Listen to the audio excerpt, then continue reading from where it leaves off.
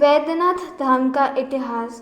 आज मैं आपको वैद्यनाथ धाम का इतिहास के बारे में बताने वाली हूँ, जिनका इतिहास राक्षस राज रावण से जुड़ा हुआ है। मैं आपको वैद्यनाथ धाम का इतिहास इसलिए बता रही हूँ ताकि आपको भी पता चल सके कि आखिर क्या है बाबा वैद्यनाथ धाम का इतिहास। तो आइए जानते हैं बाबा वैद्यनाथ धाम के इतिहास के बारे में। बाबा वैद्यनाथ धाम का इतिहास क्या है? रावण ने कई बार भगवान शिव को कैलाश पर्वत सहित लंका ले जाने का प्रयास किया, लेकिन वो कभी भी सफल नहीं हो पाया। इसीलिए वो भगवान शिव को घोर तपस्या करने लगा। रावण की आराधना से प्रसन्न होकर भगवान शिव ने रावण से वर मांगने को कहा।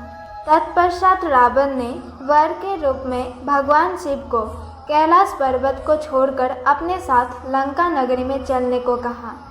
भगवान शिव लंका में जाना तो नहीं चाहते थे, लेकिन रावण द्वारा मांगे गए इस वर को पूरा करने की वजह से भगवान शिव रावण के साथ लंका नगरी में जाने के लिए राजी हो गए। लेकिन उन्होंने रावण के साथ लंका नगरी में जाने से पहले ये शर्त रखी कि अगर तुम मेरे शिवलिंग को धरती पर रखोगे तो मैं हमेशा के लिए वहीं पर विराजित हो जाऊंगा।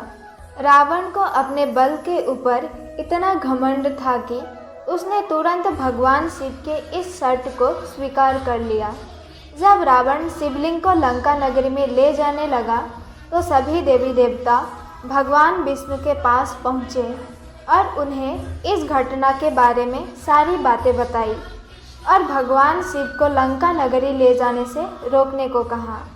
भगवान विष्णु ने सभी देवी देवताओं को शांत रहने को कहा और वहां से निकल पड़े।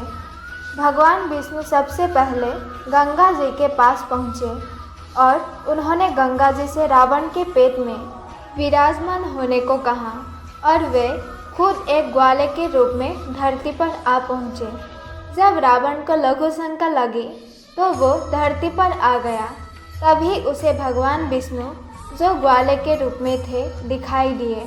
जब रावण को कुछ भी ना सूझा तो उसने उस ग्वाले को बुलाया और कहा कि मैं लघु शंका करने जा रहा हूँ, तब तक तुम इस शिवलिंग को पकड़े रखो और जब तक मैं वापस ना आ जाऊँ तुम इस शिवलिंग को धरती पर मत रखना।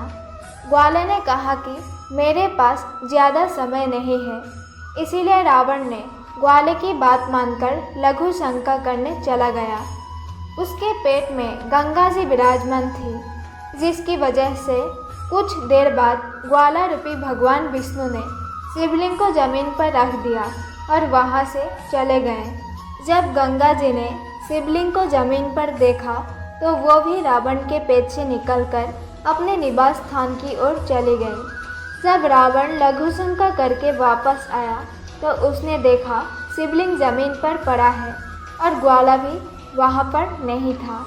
इतना देखकर रावण ने शिवलिंग को उठाने के लिए अपनी पूरी जान लगा दी, लेकिन शिवलिंग रावण से हिल भी ना सका। तब रावण ने भगवान शिव को पैर से मारकर लंका चला गया। इस पूरी घटना को वहां पर उपस्थित एक ग्वाला पेड़ के पीछे से छुपकर देख रहा था। जब उस ग्वाले ने रावण को शिवलिंग के ऊपर पैर मारकर जाते हुए देखा तो उसने सोचा कि शायद भगवान शिव की पूजा ऐसे ही की जाती है और उस ग्वाले ने प्रतिदिन खाना खाने से पहले शिवलिंग के ऊपर लाठी से मारनी शुरू कर दी। एक दिन उस ग्वाले को जोर की भूख लगी और वो अपने घर खाना खाने चला गया। जब उस ग्वाले ने खाना को अपने मुंह में डालने ही वाला था कि उसे याद आया कि उसने आज शिवलिंग के ऊपर लाठी नहीं मारी है और वो ग्वाला अपने घर से उठकर शिवलिंग के पास जाने लगा। शिवलिंग के पास पहुंचने के बाद जैसे ही ग्वाले ने शिवलिंग के ऊपर लाठी मारने की कोशिश की, तभी भगवान शिव प्रकट हो गए। इतना देखकर ग्वाले ने भगवान शिव से माफ़ी मांगी और उनसे क्षमा करने की प्रार्थना करने लगा। लेकिन भगवान शिव उसके इस प्रकार की पूजा अर्चना से इतना प्रसन्न हुए कि उन्होंने इस स्थान को बैजनाथ नाम रख दिया क्योंकि उस ग्वाले का नाम बैजू था। इसीलिए उन्होंने पहले उस ग्वाले का नाम और उसके बाद में अपना नाम रखा और तभी से इस स्थान पर हर साल करोड़ों लोग भगवान शिव के दर्शन करने आते हैं। मुझे उम्मीद है कि ये जानकारी आपको अच्छी लगी होगी। अगर इस वीडियो से संबंधित आपका कोई सवाल हो तो आप हमें कमेंट बॉक्स में पूछ सकते हैं। मैं आपको जवाब देने की कोशिश ज़रूर करूँगी। धन्यवाद।